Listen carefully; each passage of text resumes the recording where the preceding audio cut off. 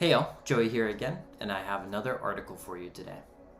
Today, we're going to take a look at some vocabulary and idioms from this article, Why Billiards is Not an Olympic Sport and What Could Change That, by Benny from supremebilliards.com. The article describes why billiards hasn't been included in the Olympics yet and discusses some ways that might change in the future. If you want to see more, take a look at the link in the description for the full article. Let's start with the vocabulary. Our first vocabulary word is pool or billiards. In this game, people use long sticks called cues to hit 16 balls into the pockets or holes on the sides of a large pool table covered with green felt. So, repeat after me as I say this example sentence. Do you think pool should be in the Olympics? Do you think billiards should be in the Olympics? The second vocabulary word is vie for something. Vie for something means you're competing with other people to achieve some goal or to gain something.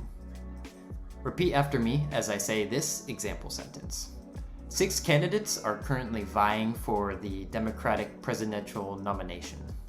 Now, let's take a look at the idiom for today. Our idiom is bounce back. This means you are recovering or you are returning to a previous state after you've experienced a difficulty or maybe some adversity of some kind. Repeat after me as I say these example sentences.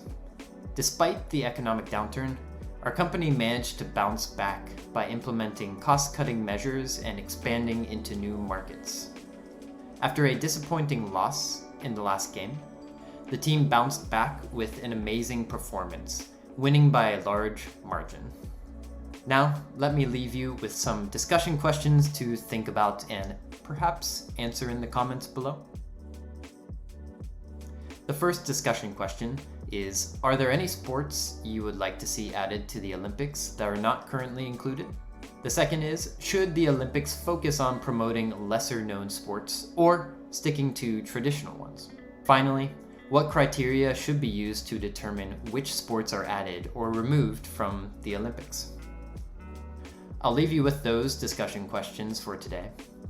If you're interested in learning more English vocabulary or idioms or pronunciation, feel free to follow me on Facebook or on Instagram at English with Joey.